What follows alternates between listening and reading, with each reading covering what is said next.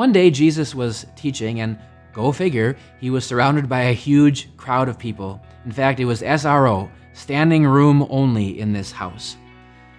But there were 4 friends who really wanted their paralyzed friend to have the opportunity to see and to hear Jesus.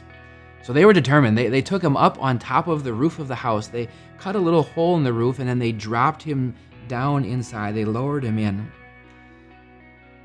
Now, the fascinating thing is that this wasn't the disruptive part of the day. It's actually what Jesus said next. Jesus saw the faith of these men and the faith of this paralyzed man, and he said, "Friend, your sins are forgiven." Now, while all this was going on, some of the opponents of Jesus, some of the Jewish teachers and Pharisees, they were thinking to themselves, who does this guy think he is? Only God can forgive people. He must be a false teacher, a false prophet to say such things.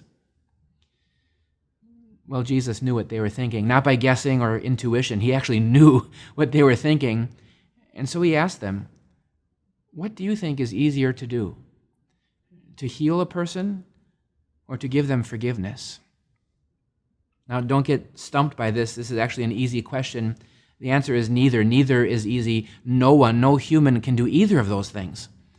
But if you had to rate it on a difficulty scale, I suppose, healing a body for a few decades is not even close to as difficult as redeeming a soul from hell. No human can do either. Only God can do both. That's the point. And so Jesus looked at these skeptics, these opponents of his, and he said, so that you can know I am who I claim I am, that I have the authority to do these things. Then he looked at the man and said, get up, take your mat, and go home. And he did. A paralyzed man stood up and walked home. You see, Jesus put his money where his mouth is, so to speak. He didn't just say it, he proved it.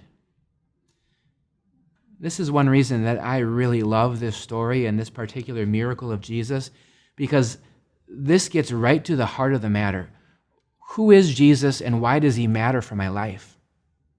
There are so many skeptics in the world that don't think Jesus is who he claims to be. Or even Christians sometimes who sort of superficially think, well, Jesus is just a nice guy and a good example. No, in this miracle we see just who Jesus is. He is our God who has all power over everything, and he doesn't just heal our physical ailments. He has the power to heal our souls. And so as you see this miracle today, think about who Jesus really is.